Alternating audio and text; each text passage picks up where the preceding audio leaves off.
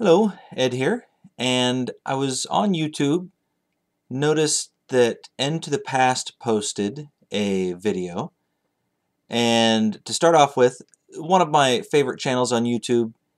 He has certainly one of the most awesome beards on YouTube, him and the Super Bearded Gamer and Old School Brian. Fantastic beards, very jealous. But he was mucking about on eBay and came across stadium events, boxed, and I believe he said it was sealed for $24,000 or thereabouts. And he was asking our opinions of it. And my opinion is they're freaking crazy. There's no way I would spend $24,000 on any video game. Man, yeah, I'm a bit of a conservationist when it comes to video games, more so with the systems than the games themselves. I really like tinkering and tearing things apart and making them work. And honestly, when it comes to cartridge-based games, the systems themselves are probably what's going to break down and make it difficult to play the games. You know, solid-state gaming, it really takes a lot to destroy a solid-state game. So those will be around for a while. But anyway, back to what I was saying. Yeah, there is no way I would pay that much for a game. I like games, and I want to make sure that, games are there for future generations. And as much as I know that you don't particularly care for emulation, that's ultimately what will carry the game into the future, I think, is, copies of games on people's computers.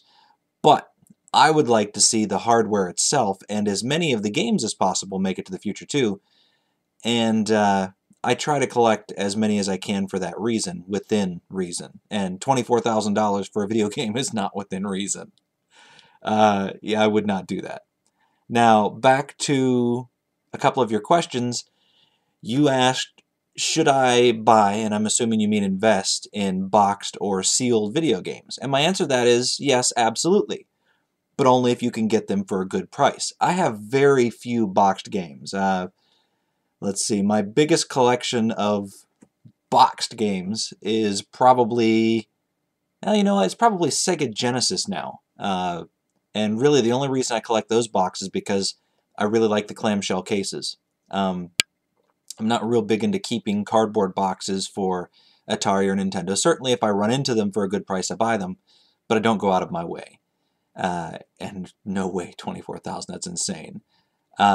So if you can find them for a good deal, yeah, absolutely. But I wouldn't recommend buying games just to collect or just to save as an investment for the future. A lot of them are going to be worth a lot of money, but it's not worth spending a lot of money now to sell them later. I suggest that, collecting games, you do it for the love of it. You do it because you want to preserve them or you want to play them. Yeah, imagine that, collecting video games to play. You asked also, well, you didn't ask, you mentioned, no, you did ask, should I buy GameCube games? And that's a little bit trickier because when they first started coming out with optical media games, CD or DVD-based games, I thought, there's no way these are going to be collectible.